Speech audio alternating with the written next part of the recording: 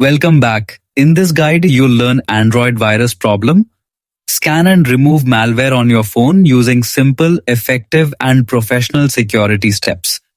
Step 1. Scan with Google Play. Open the Google Play Store, tap your profile icon, then go to Play Protect and press Scan.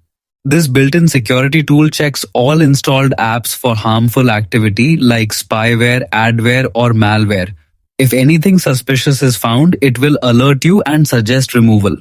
Always keep Play Protect on so your phone stays protected automatically in the background. Step 2. Remove suspicious apps. Go to Settings, then scroll down and open the Apps menu. Carefully check every app installed on your phone. If you find unknown apps, fake cleaner tools, or apps with no clear purpose, uninstall them immediately. Malware often hides inside fake utility apps that look normal but secretly harm your device, steal data, or slow performance. Removing them can quickly improve your phone's speed and safety. Step 3. Update system and apps. Back to the main settings, then scroll down and open software. Update, go to Download and Install menu and install the latest version available. Also, update all apps from the Play Store. Keep Google Play Protect enabled at all times. Avoid installing APK files from unknown sources because they may contain viruses.